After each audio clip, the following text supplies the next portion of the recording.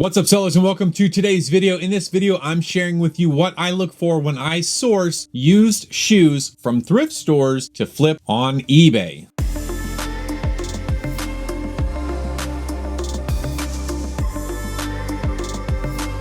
All right, welcome back. Like I said, today I'm talking about what I look for in used shoes when I'm sourcing from thrift stores like Goodwill or Salvation Army in order to flip them on eBay, Poshmark, or Mercari. So with that being said, let's jump into it. On my screen here, I have a few bullet points. I'm gonna go over them with you and let you know what I look for. And then I'm gonna give you a few examples of shoes that are good and bad, where I've made some mistakes and where I have actually done a fairly decent job. So with that being said, let's roll into this. Like I said, today we're talking specifically about used shoes. Some of this stuff is not going to apply if you are sourcing your shoes or whatever the thing may be that you're looking for, but in my case, shoes. If you get stuff brand new from either retail stores or retail outlets. For me, I source my shoes that I flip from thrift stores like Goodwill, Salvation Army, and a bunch of independent places around my my area. Generally, when I go into a place, I'm looking to make 4 times return on an investment for the shoes that I buy. After all fees are paid, after the shipping is taken care of, and after the cost of goods sold, I want to see 4 times the return on investment. So that being said, if I find a pair of shoes for $5 that is actually a good pair of shoes, after I sell them and pay all the fees, all the shipping, and return the original cost of goods back to my sourcing account, I want to have 4 times that amount. So if I buy a pair of shoes for $5, I want to see $20 net profit, a 400% ROI. Basically, what I do when I go to a thrift store is I throw everything that looks remotely good into my shopping cart, and then towards the end, once I have locked in everything in the store that has potential, then I go and I break it all down really slow, and I go through and I find the very best items in order to flip them. And here's the things that I look out for. I've got this pair of shoes right here. So the first thing I'm very careful about is looking out for fake shoes, especially with Nikes and Jordans. There's a ton of fakes out there. And so that is the main thing that I'm looking out for, is to avoid the fakes. A few things that you can look for when it comes to fake shoes: the stitching. The stitching is often a dead giveaway because the stitching can be so blatantly messed up. There was one pair of shoes that I almost bought at one point at the Goodwill, and they were a pair of Jordans, and they had the little Jordan logo on the inside. However, the stitching on it was just jacked up, and you know, it's a little square tag, but the stitching ran totally off of the actual tag itself in 2 places. And Jordans simply don't come like that. They are a quality product that you should not ever run across that. So I threw those shoes back on the shelf that day, and another couple came in and they looked at those shoes and they thought for sure they were getting some awesome looking Jordans. They were in great condition. However, I pointed that out to them and they definitely understood what I meant whenever I said, you know, the stitching is a dead giveaway. You've got to be watching out for that stuff. The second thing you're going to want to be looking out for are missing insoles or laces. There are some resellers out there that will not buy a pair of shoes if they have missing laces or a missing insole. This is the insole right here.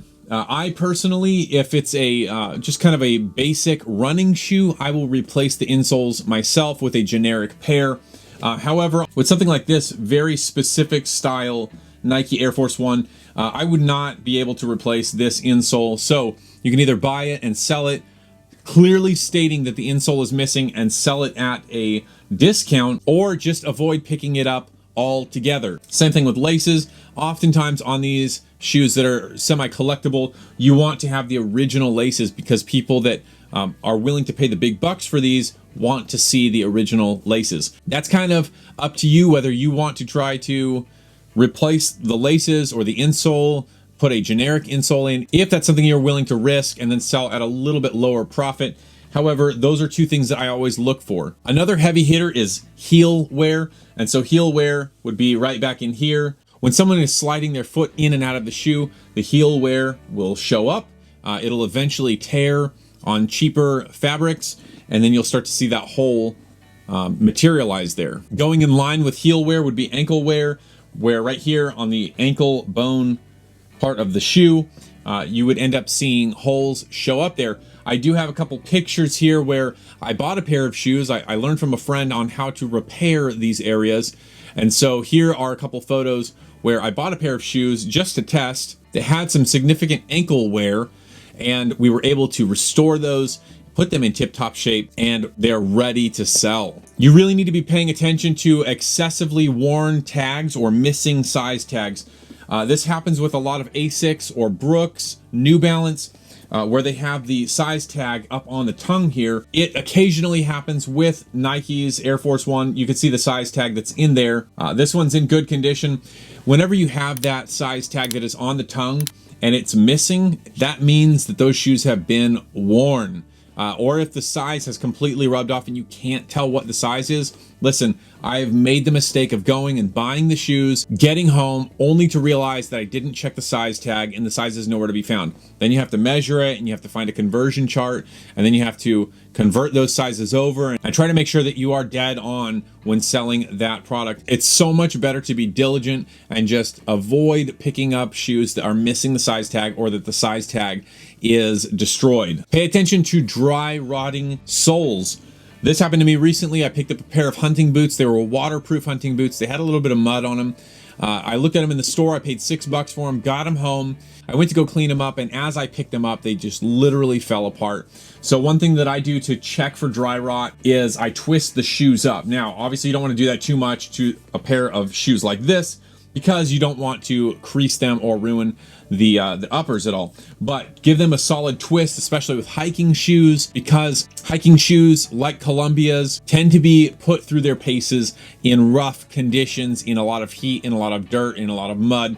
And so that can definitely lead to some problems when it comes to dry rotting soles. Obviously, we're going to want to pay attention to excessively worn uppers as well as excessively worn soles. So this is a sole that is in really excellent condition. I'm honestly truly blessed to have found this pair of shoes in the store and scooped them up for $5.50. The uppers are in great condition, very little creasing on this patent leather, virtually no wear on the bottom at all. They've probably only been worn maybe a dozen or so times, I would say. Just a really excellent example in this pair of Air Force Ones. However, they're not always that way.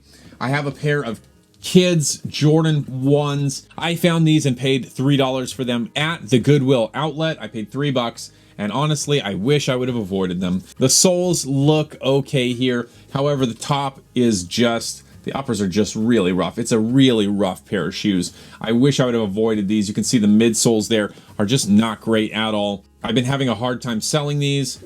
I mean, even as a kid size 2, normally I can sell a kid size 2, no problem. At this point, I'm just trying to recoup my cost of goods on these shoes and pay shipping and just break even, but sort of a lousy pair to pick up. I should have done better. Pay attention to bad odors, bad smells. This pair smells great. It actually smells really fresh, like someone used a freshener inside of this pair of shoes. Recently, at the same Goodwill where I got these a few months ago, I picked up a pair of Air Force Ones that were in immaculate condition. Looked like they hadn't even been worn, but they smelled like death. I honestly thought someone must have thrown a dead fish in these shoes, and as a practical joke, or so, like, it was bad. I ran them through my washer. I cleaned them out by hand. I soaked them overnight in a strong soapy solution. I used baking soda to absorb the smell. Literally nothing I did would get the smell out of them. I ended up throwing them in the garbage because they smelled so bad.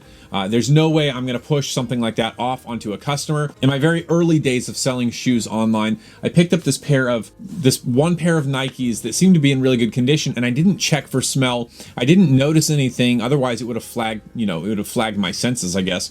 But it got to the buyer on Poshmark. They said it smelled really strong like cat urine. They gave me a 1-star negative review on Poshmark simply because of the smell. It was so bad. So definitely pay attention to the smell of the shoes. It feels weird being in the thrift store and sniffing shoes, but honestly, it's part of the job that needs to get done, because some smells you will not get out of the shoes regardless of what you do. Pay attention to the overall cleanliness of the pair, especially if you're a person that does not like cleaning shoes. I ran into one reseller in the thrift store, and she was passing over so many great pairs of shoes. And I asked her why. She said simply she does not like cleaning shoes. I'm okay with it. I've got a whole system set up. I've got a pressure washer. I've got a drying method. that makes it seamless and quick, and I'm good with cleaning shoes. If you don't like cleaning shoes, if you don't have the room or the space to clean shoes, focus on only picking up the shoes that don't need cleaning or that need minimal cleaning. This pair here, I've not even cleaned. They came straight home. You can see there's some stuff there on the bottom, but overall, a really good pair that honestly could get by with no cleaning. However, we will touch these up to make sure that we collect the maximum amount of profit possible when we resell these. Pay attention to how many pairs you're sourcing in regards to your budget and time management.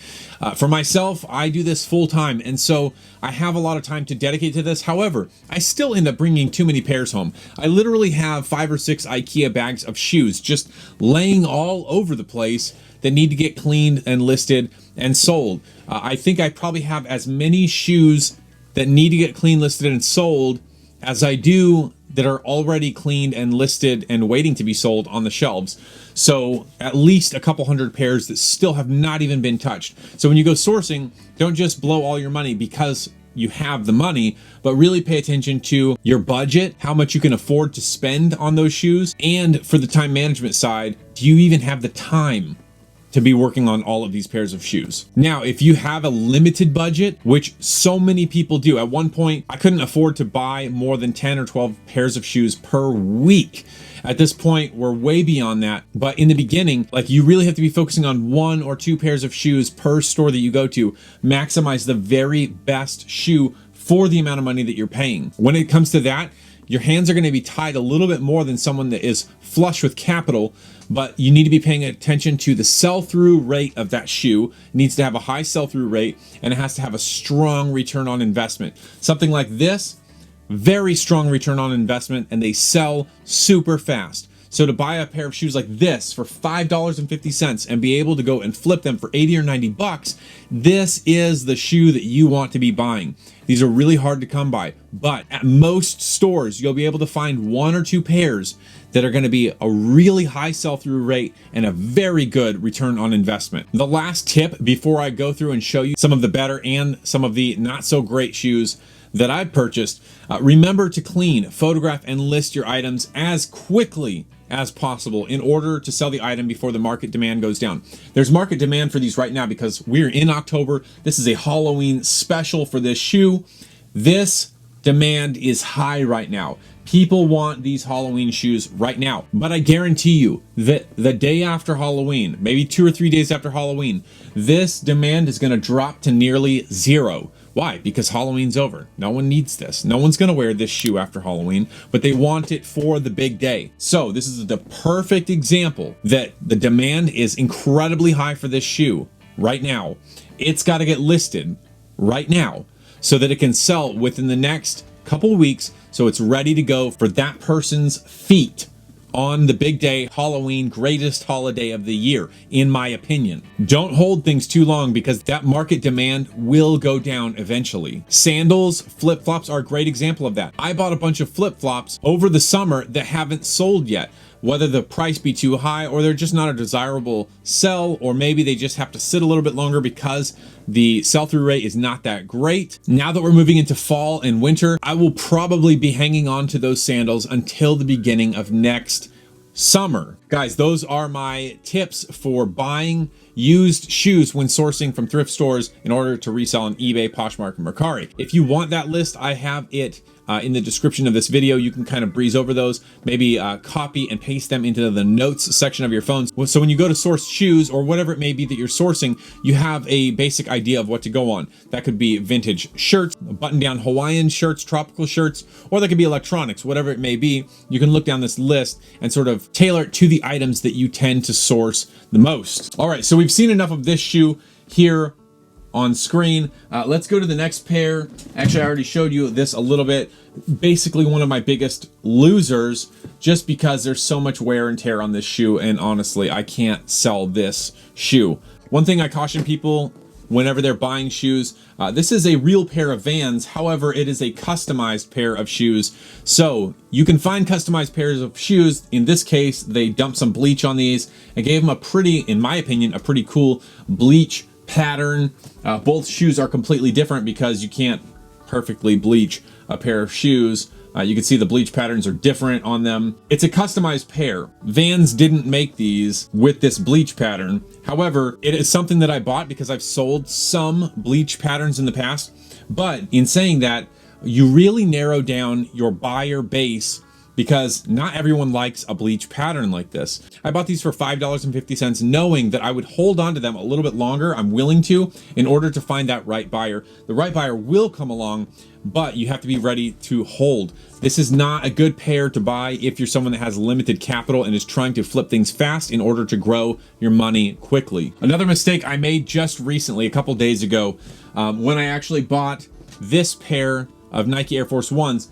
I was at Goodwill. They brought out a fresh rack of shoes. It was just loaded with the very best Air Force Ones, Timberlands, premium, clean, amazing shoes.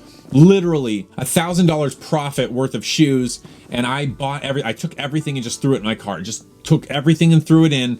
I did not check this pair, which at first glance looked like a pair of Converse in immaculate condition. I threw them in there. I got to the checkout counter, everything, I was freaking pumped, on top of the world. Got to the checkout counter, bought them, took them home, went through it and found out these are Airwalks, which is not great. Now, there is still a few dollars to make on these. I paid $5.50 for them. They're selling right now for $20, $25 free shipping. So I will make a few bucks. However, I would not have bought these had I seen they were Airwalks. Definitely missed the boat on that one. So going forward, I'm learning from my mistake. I'm going to pay much closer attention whenever I'm sourcing shoes, especially with things that look like Converse. Definitely going to be checking out these types of shoes to make sure I don't make this mistake again. I have never sold Airwalks, but I know from my past, from my youth, that they are a cheaper brand. They're definitely not for everyone, and there's clearly not a lot of profit built into these. I might be holding on to these for quite a while until they sell. Guys, I hope you enjoyed this video. I hope it brought value to you. Like I said, my bullet list of things I look for is in the description of this video, right below that subscribe button, which you should click if you haven't already. If you like this video, be sure to hit that like button as well. And as always, keep selling, get the bag, and I'll see you on the next video.